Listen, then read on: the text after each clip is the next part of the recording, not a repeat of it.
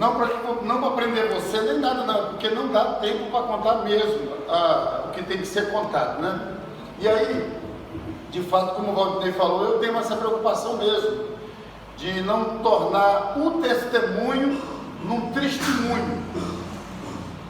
Vem aqui, conta 2 horas de desgraça e depois fala, Jesus me salvou, amém. Isso é testemunho. E tem uns que contam com requinte de prazer, e eu matava, e eu roubava, e eu dava tiro, e o povo pensa que é crente. Não, peraí, nós vamos entender essa questão, tá bom? Agora, para que isso não se transforme num testemunho, tá bom? Eu quero que você leia comigo o Salmo 85, versículo de número 13. Salmo de número 85, 13.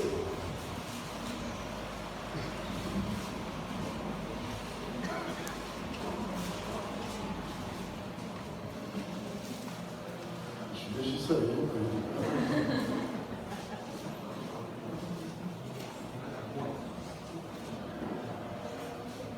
Salmo de número 85, versículo 13. Todos acharam? Amém. Vamos ler juntos? A justiça irá diante dele, cujas pegadas ela transforma em caminhos. A minha vida se resume nessa frase: da estrada da morte para o caminho da vida.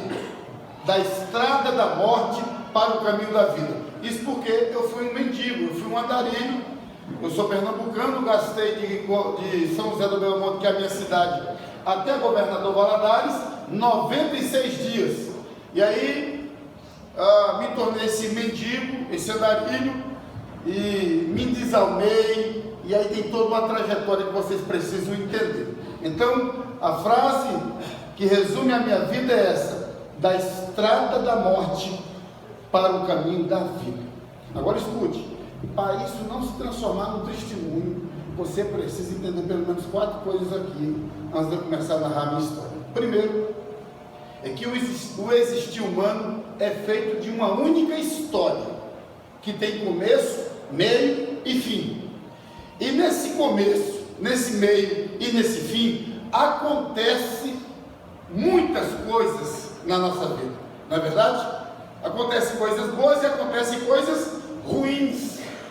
Agora a pergunta é: por que acontecem coisas ruins?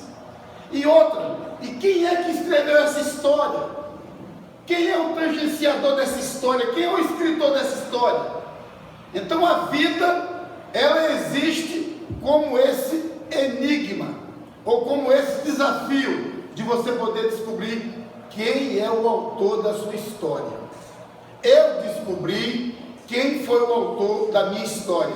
O autor da minha história é Deus. O Salmo 139 diz assim: meus dias foram escritos e determinados quando nenhum deles havia ainda. Segundo, toda história você precisa descobrir por que eu passei por esses altos e baixos. Por que essas coisas me aconteceram? Por que isso na minha casa? Por que justamente comigo essas coisas?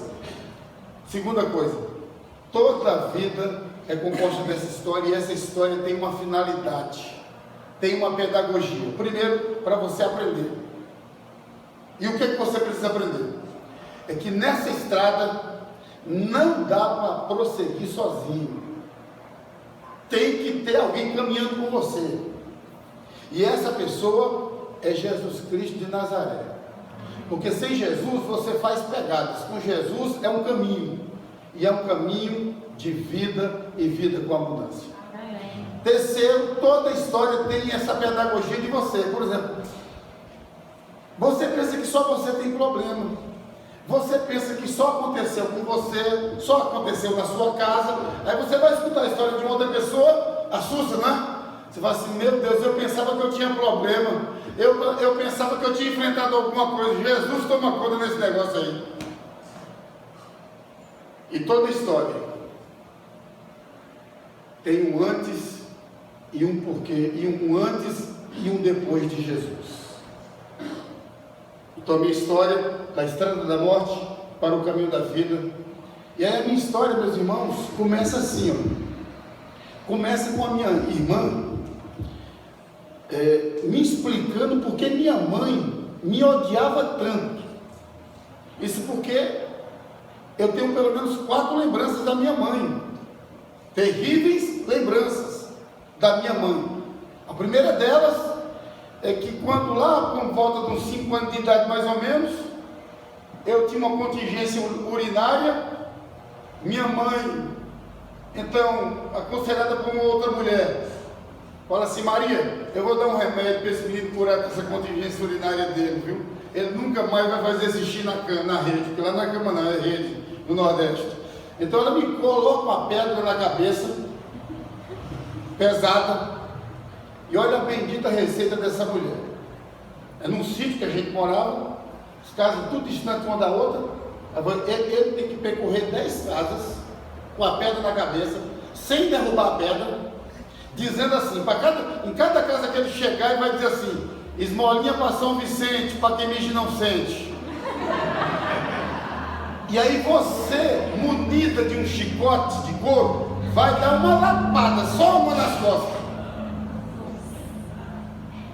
Queridos irmãos, quando eu cheguei na primeira casa que eu falei esmolinha para São Vicente, para quem mija não sente, eu senti nas minhas costas um rasgão de fogo passando pelas minhas costas e a pedra caiu.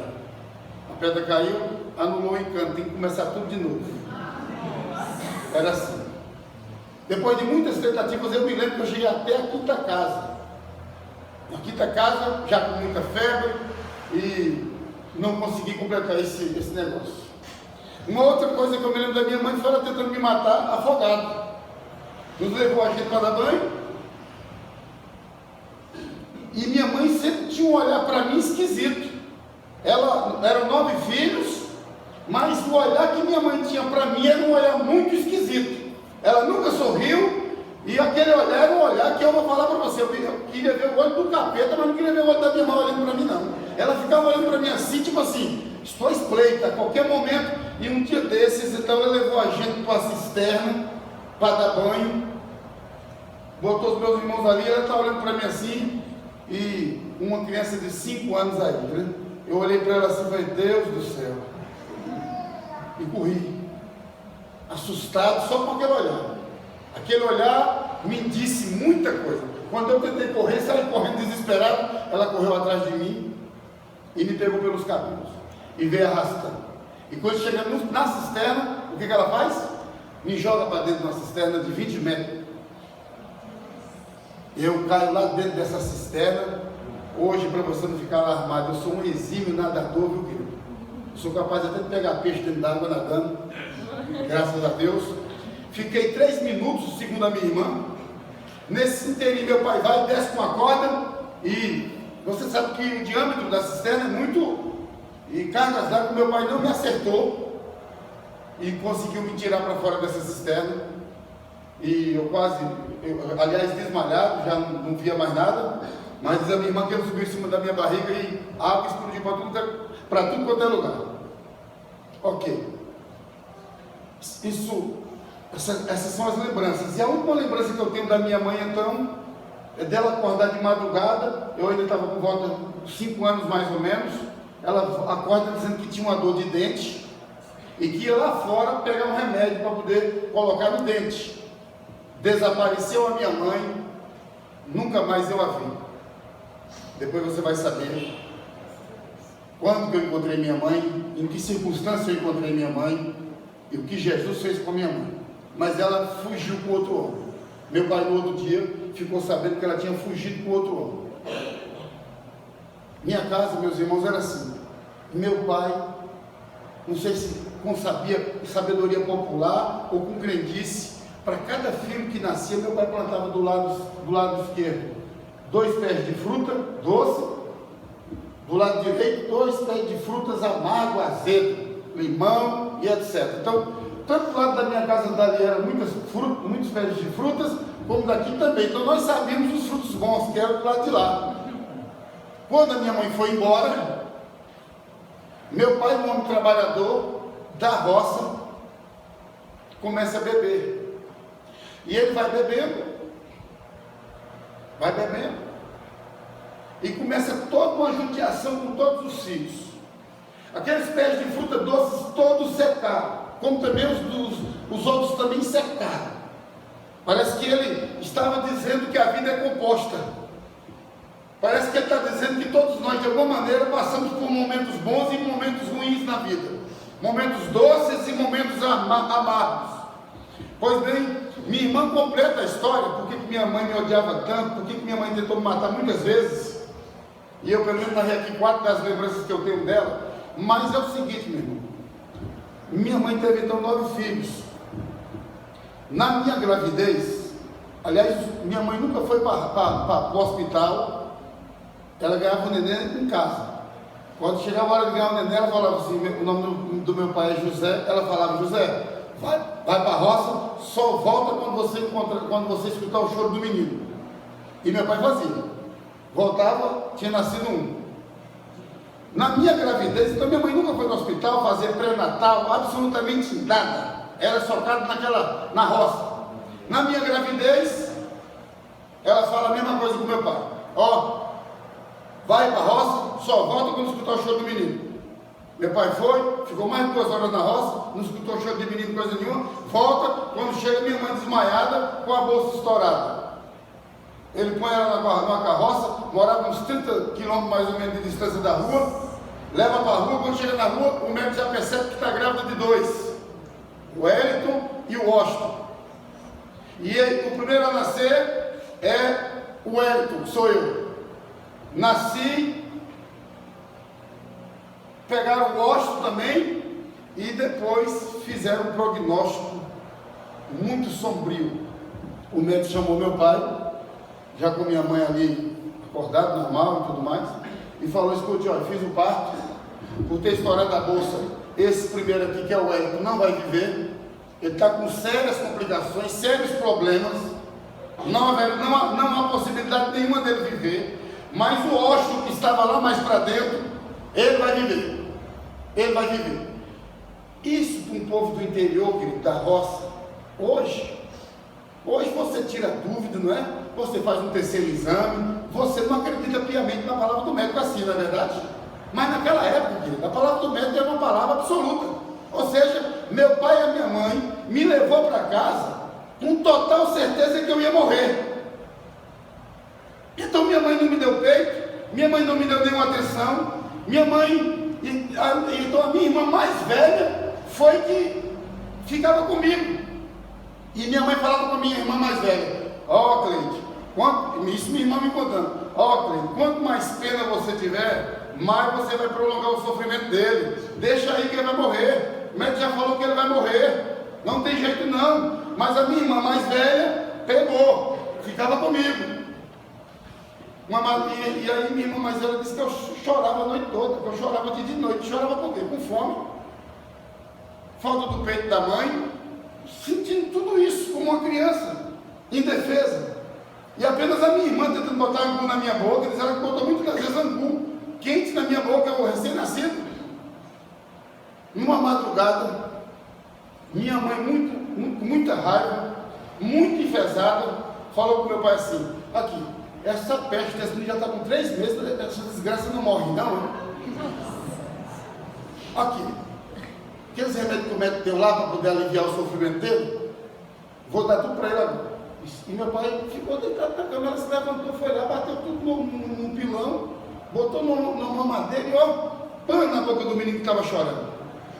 No outro dia eu acordo chorando, ela fala para meu pai assim, olha desgraça, dei tanto remédio para a peste, aquele menino o desgraçado continuou chorando, vai lá. Meu pai se levantou, chega lá e se coloca diante de um grande drama.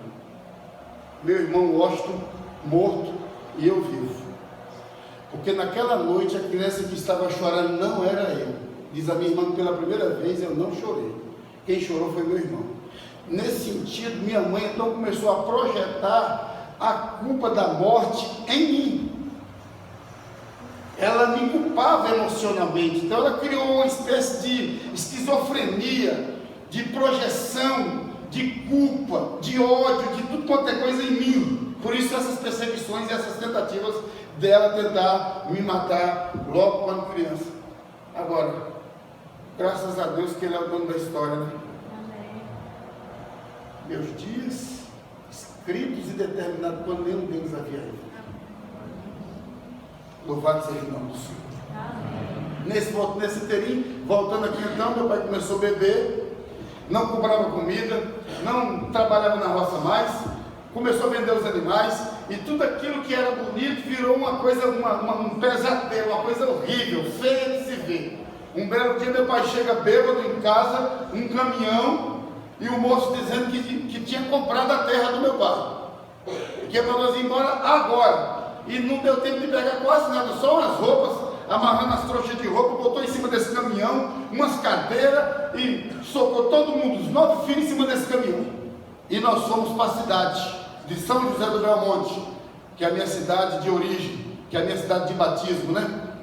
Lá, meu pai nos coloca num canto de uma praça, os 9 irmãos, eu aí por volta dos 6 anos, uma escadinha ali, ele ficou parado assim em pé, olhando o povo para a rua fora passando, está olhando, de repente uma senhora passa, ô dona, por favor. A mulher veio, pois não? O senhor não quer um desses meninos para a senhora, não? Tá? A mulher falou, o senhor está dando? Estou. Eu quero essa aqui, ó. E já pegou minha irmã, nós nos abraçamos uns com os outros, mas a mulher foi mais forte, puxou, saiu arrastando, meu pai tirou o resto e levou minha irmã. Nunca mais eu vi minha irmã. Pois o outro homem passa, que esse outro pegou também e levou. E está levando, e está levando, e está... Diante da rua, naquele canto de praça, só fica eu e ele. Ficamos ali parados, eu olhando para ele, e agora pense você, uma criança de 5 anos sentindo um gosto amargo na boca. Alguma coisa amarga na minha boca, que não só ficou na boca, mas ela descia para dentro de mim. Dentro do coração, uma coisa amarga, uma coisa tão amarga que eu nunca vi algo mais amargo do que aquele sentimento, do que aquela coisa. Porque eu olhava para ele e na minha cabeça, na minha mente de criança de 5, 6 anos, eu questionava o seguinte: por que ele está fazendo isso? Por que ele não está lutando por nós? Por que ele está fazendo isso? O que está acontecendo? Como assim? Que pesadelo é esse? De repente, uma enfermeira passa, essa enfermeira ajudou no parto, no meu parto, no parto da minha mãe, lá com o médico. Ela passa e meu pai fala assim: oh, por favor, senhora, a senhora é enfermeira aqui no hospital, né? Ela falou: sou. Eu falei: pois é, a senhora não quer esse menino, não?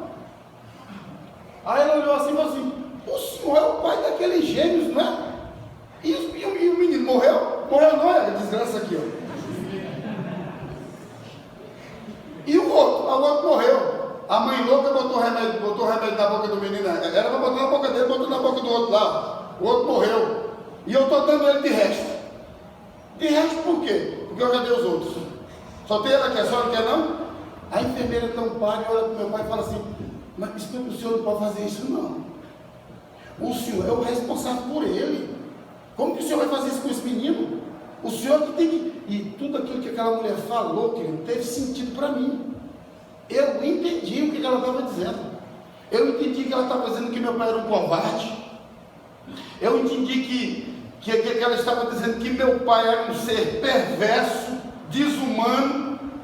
Eu entendi que ela estava dizendo que meu pai merecia morrer, não viver. E eu assumi tudo isso com 6 anos de idade. Ali naquele canto da praça, eu olhei para meu pai e disse para mim mesmo: quando eu crescer, o senhor vai pagar tudo isso e mais um pouco que o senhor está fazendo.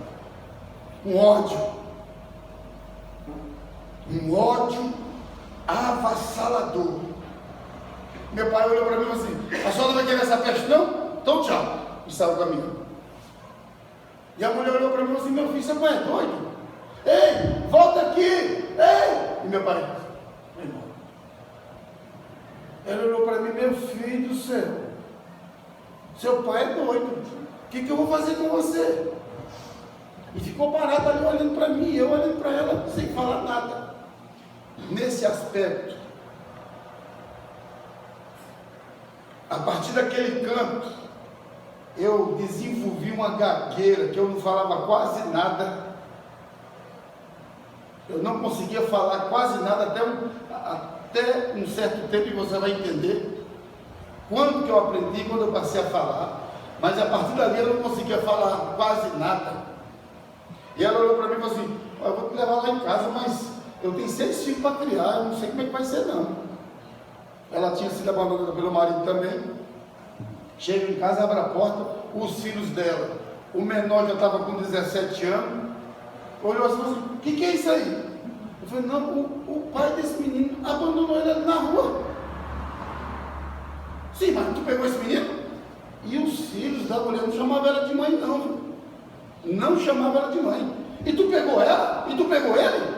Não, leva essa desgraça para fora. Não. E os outros filhos dela chegou e foi uma confusão danada. Ninguém a favor que eu ficasse na casa, só a mulher com dó. Aí ela pegou assim, deu pelo braço, me pôs para trás dela assim, e fica aqui sentadinho, fica quietinho, não fala nada não. E tentando reagir com os filhos. E eles igual uns cães doidos, loucos, em cima dela. Manda embora. Por fim ela conseguiu convencê-los de que devia deixar eu ficar até ela arrumar uma solução. Eu adormeci, ficando de parede. Ela tinha que pegar plantão de noite, 10 horas.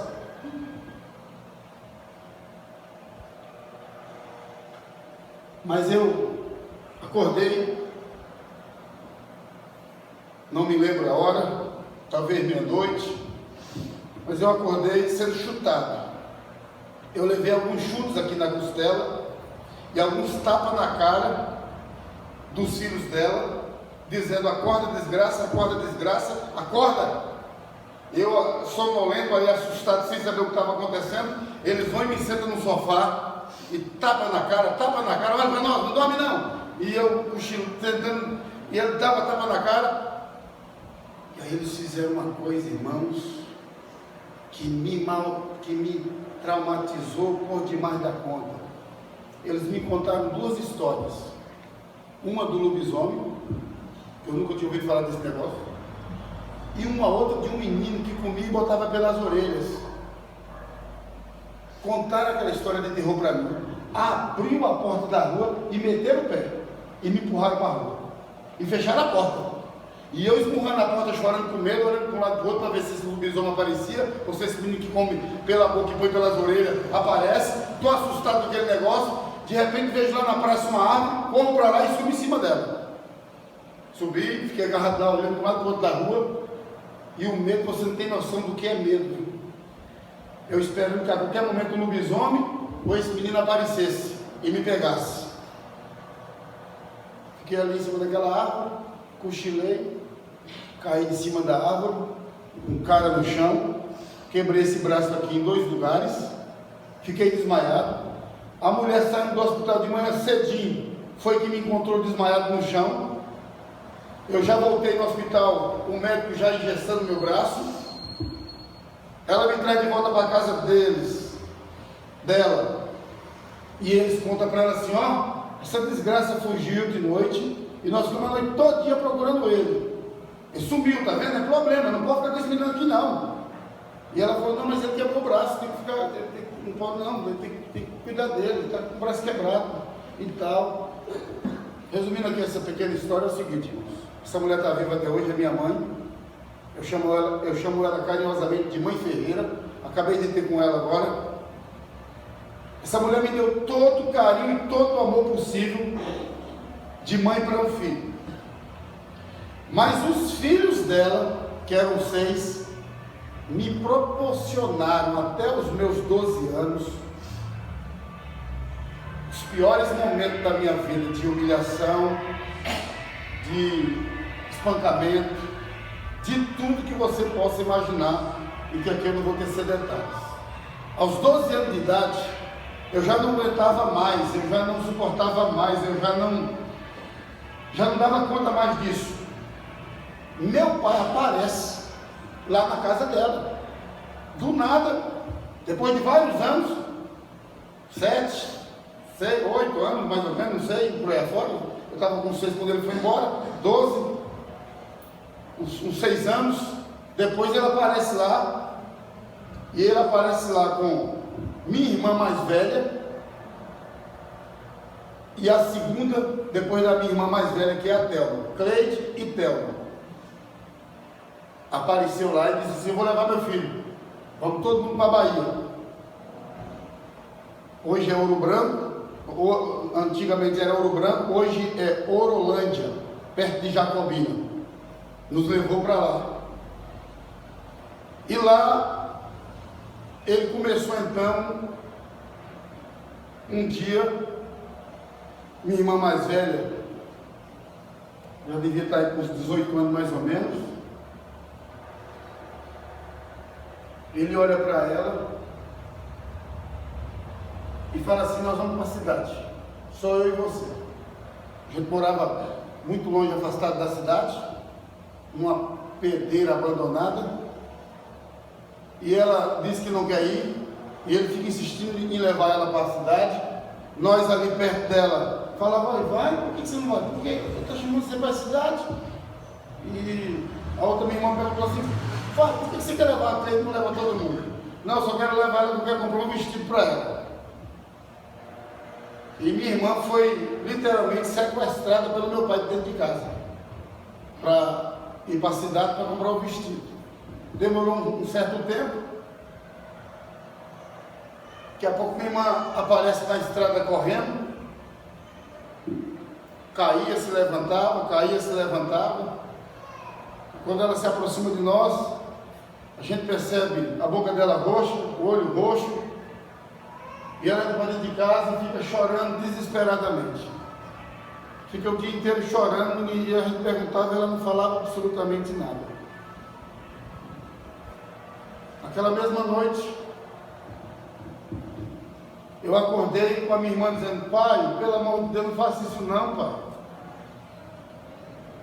Pai, não faça isso não, pai, eu sou sua filha, pai. Pai, pelo amor de Deus, para com isso, pai. Meu pai estava abusando sexualmente da minha irmã mais velha. Isso sucedeu por algumas semanas.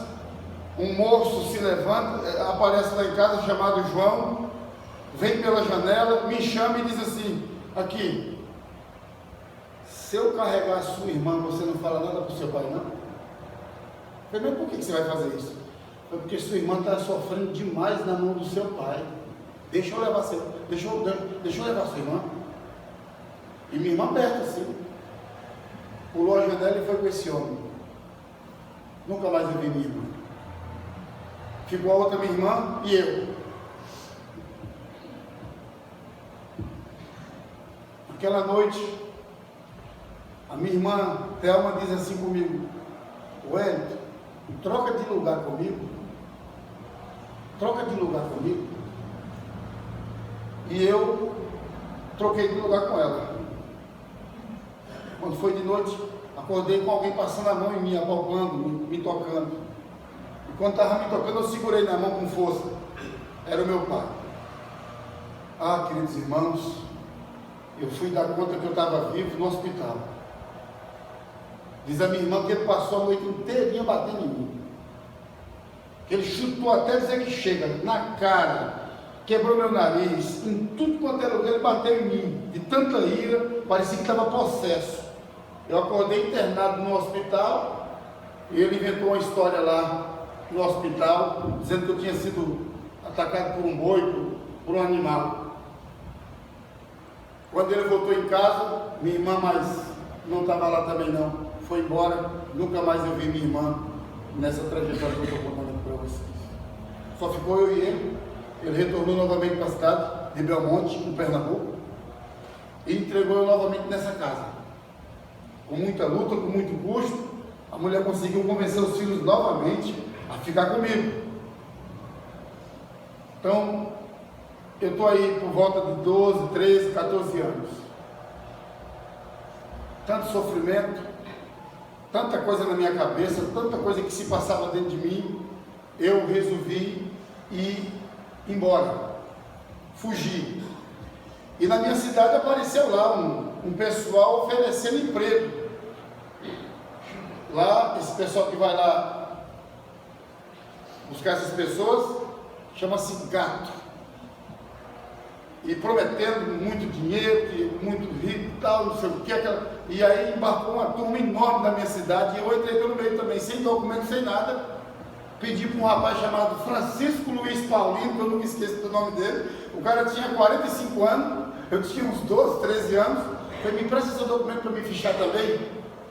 E quando chegamos nessa empresa, um moço muito feliz, um moço gordo, assim, né, farto e tal, muito sorridente, aquela coisa toda, era para cortar cana, era um canavial, uma coisa, né, e ele muito feliz, e vai fazer o alistamento de todo mundo, ele abre o mercado, e o primeiro colega nosso a entrar dentro do mercado para fazer a compra, era um rapaz chamado Barba Azul, e o Barba Azul, humildemente, entrou dentro do mercado do homem, pegou uma farinha, um feijãozinho, um arrozinho, um olhinho. Aí o homem olhou e falou assim, não, o que é isso? Aqui não tem miséria, viu? Aqui é fartura. Não, volta lá dentro e faça outra compra, mas faça uma compra. E o Barba Azul, coitado, aproveitou, entrou lá dentro e fez uma mega compra. E todo mundo que entrava fazia uma mega compra.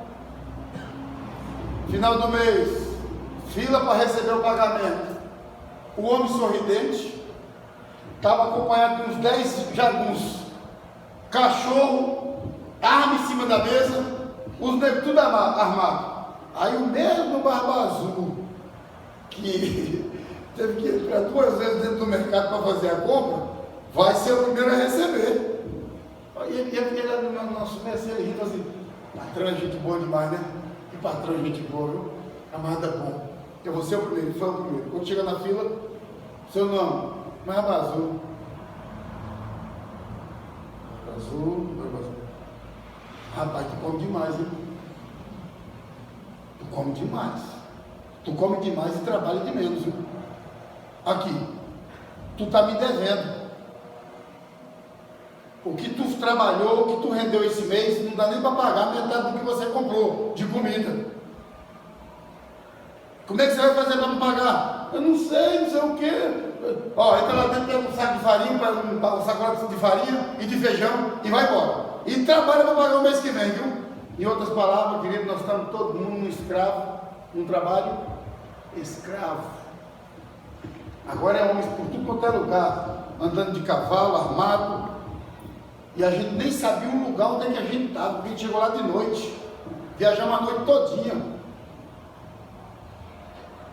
Lá, querido, eu por ser o adolescente no meio dessa peãozada toda, cada peão tinha um facão para cortar cana, dormíamos num galpão que não tinha porta, nem porta lá, nem porta cá, era só um galpão com as redes atravessadas. Vez por outra, alguém começava na rede 1, o falcão comia. Isso era normal lá. Aí essas pessoas começaram, esse pessoal, eles começaram a bater em mim. Eles batiam em mim, mandavam fazer as coisas, mandavam eu lavar a roupa deles. E eu fazia, porque eu tinha medo. Um medo medonho. Nesse período de infância que eu estava na cidade, toda criança batia em mim. Então eu tinha um medo enorme. E eles batiam em mim, aquela coisa toda, até um moço chamado Eronildo. Eronildo foi o meu mentor da violência. Eronildo era o cara mais temido no meio dessa peãozada. Era matador, era bravo, todo mundo temia ele. Aí ele me chamou um dia e falou: vem cá, galinha, vem cá, vem cá. Todo mundo está batendo em você, né, rapaz? Pois é, a partir de hoje ninguém vai bater mais em você mais não, viu? Está ouvindo, peãozada? Se alguém encostar nele, vai se ver comigo. Eu, graças a Deus, no Salvador. Graças a Deus que agora não vou sofrer tanto mais. Viu, galera? Você agora é meu.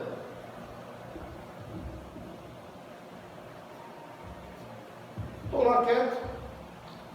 Agora ele me chama, vem cá. Você é meu, mas tem que fazer o que eu mando. Se você não fazer o que eu mando, eu que mato você, viu? Eu não vou bater não, eu vou matar. Viu? Eu falei assim, tá vendo aquele cara ali amolando no facão? Tá vendo? Feitou. vai lá e mete o pé na cara dele.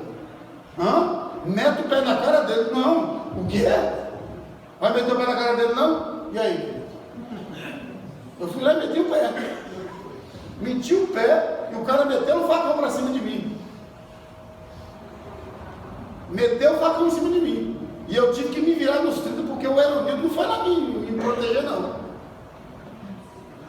E era aquele negócio. Teve algumas vezes que ele interviu mesmo. Mas teve outras vezes que ele não intervia. E aí, querido, nesse negócio de tomar soco na cara, faca usada nas costas e coisa, eu fui gostando desse negócio. Eu fui e fui perdendo medo. E agora eu já não tinha medo de nada mais. E agora eu estava assim, voltado para a violência. E na minha mente vou vingar de todo mundo. Vou voltar para a minha cidade e vou vingar de todo mundo. E aqui nós vamos parar aqui hoje só contando como é que a gente fugiu desse lugar. Eu comecei a confrontar esse Eronildo. Eu falei assim: tu não é homem nem aqui nem em lugar nenhum, rapaz. Tu é frouxo, tu é covarde. E os outros, todo mundo vendo, eu desafiando ele. Você faz porque você fica bêbado, enche a cara de cachaça e faz as coisas, rapaz. Você é homem, rapaz. Eu não tenho medo de você não, quer vir? Cai pra dentro. E o Eronildo ficou assim, sem resposta. Eu falei: sabe por que você não é homem? Porque nós estamos aqui, já tem 6 meses que a gente está aqui. Você sabe que é um trabalho escravo, nós vamos morrer trabalhando aqui. Já morreu vários companheiros nossos e você não faz nada. Aqui, ó, turma, quem quiser fugir, eu vou fugir hoje à noite. Aqui eu não morro mais. E alguma turma então se animou a querer fugir comigo, querido. Os guardas, um ia de cavalo para lá, um outro vinha. Mas tinha um momento, meia-noite, que um ia e demorava a voltar, que era fazer lanche, não sei o que é.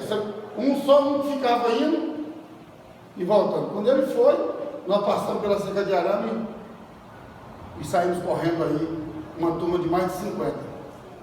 Eles perceberam, soaram alarme, lanterna, tiro comendo, para cima e para baixo, e gente caindo pro chão afora, no escuro ali comigo, e entramos dentro de uma mata chamada unha de gato. Alguém conhece aqui o que é unha de gato? Unha de gato é uns espinhos que é igual um anzol, entra e não sai, você tem que quebrar, né? E a ilha toda era uma espécie de ilha, de cerca gigantesca daquele negócio, e muito extensa. E eu tinha a opção de voltar e eles me mataram, ou eu avançar para dentro. Eu avancei para dentro, rasgando, fui, até chegar numa estrada, quase desmaiado. Passa um caminhão, o moço me vê no escuro, para e me pega, me põe em cima desse caminhão e me leva para a cidade, faz a denúncia lá. E a Polícia Federal entra nesse lugar, prende os donos, tem toda uma história aí, e etc.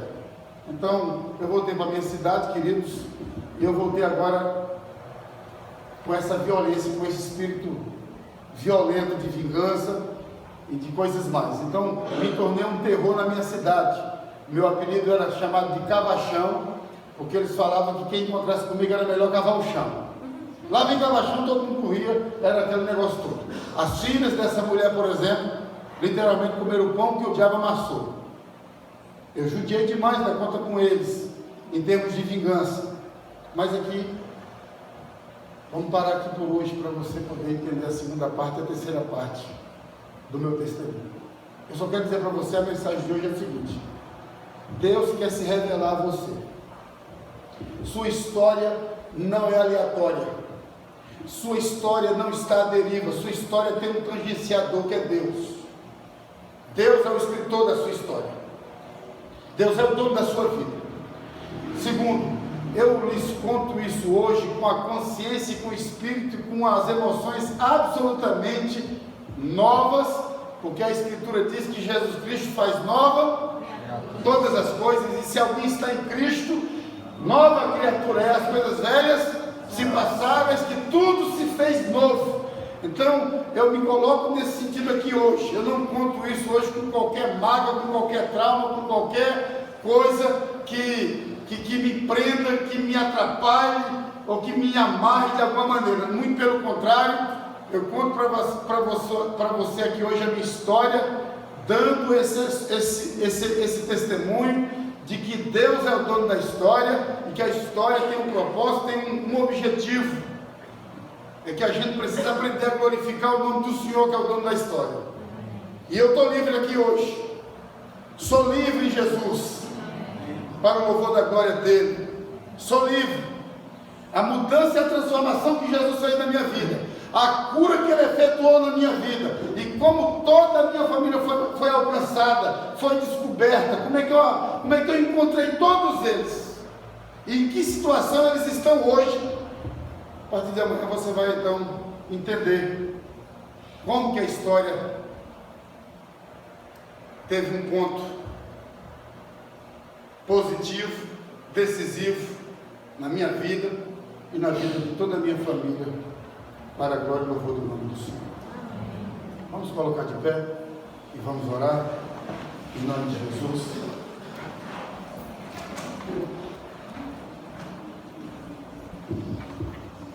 Curva sua cabeça. Talvez algum trauma, alguma dor, talvez falta de perdão, coisas que ainda estão te amarrando, coisas que ainda estão gerando conflitos em você, coisas que aconteceram dentro da sua casa, dentro do seu quarto. Ó Jesus, nós oramos nessa noite no teu nome. E queira o Senhor Deus nessa noite visitar-nos com teu bálsamo, com óleo fresco de Gileade, esse óleo que penetra os porões mais abissais da nossa alma e do nosso ser, esse óleo que cura, que restaura e que dá sentido à nossa vida. Ó Senhor Jesus, derrama sobre nós esse óleo nessa noite. Nos 14 anos da história desta igreja, que hoje e a partir de hoje o Senhor continue a derramar e a lavar os porões desta igreja, e a levantar homens e mulheres de Deus aqui, cheios e cheias do Espírito Santo de Deus. E obrigado, porque o Senhor é o Deus que quer se revelar, e que nesses dias o Senhor esteja se revelando através da minha história. Sabedores que cada um de nós temos uma história também, mas talvez muitos aqui, Senhor Deus, não conseguiu entender propósito, não conseguiu encontrar o Senhor ainda, não conseguiu perceber o Senhor ainda na vida dele ou dela. Eu oro para que nesses dias sejam dias de revelações da parte do Senhor, que o Senhor nos abençoe e nos guarde, e bendito e louvado seja o nome do Senhor.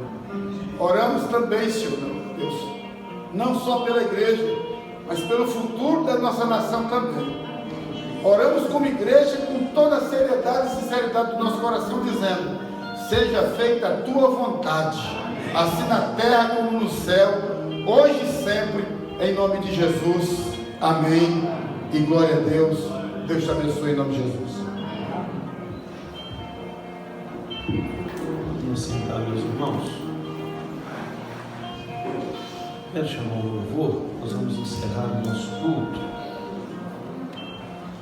E eu quero dizer para você que amanhã, 8h30, nós estaremos aqui orando, e às 9 horas nós teremos a segunda parte da nossa escola dominical, a segunda parte do testemunho do nosso irmão. Então todos estão convidados a estarem aqui conosco novamente. Meus irmãos, todos os visitantes são muito bem-vindos, e nós nos alegramos muito com a vida de vocês. Eu quero só agradecer de forma especial ao Marcelo. Cadê o Marcelo? O evangelista lá de Itaparuba, está lá atrás. E esse agradecimento eu vou pedir para ficar de pé, o Marcelo e a congregação presbiteriana lá de Itaparuba, que estão aqui conosco nessa noite, vieram para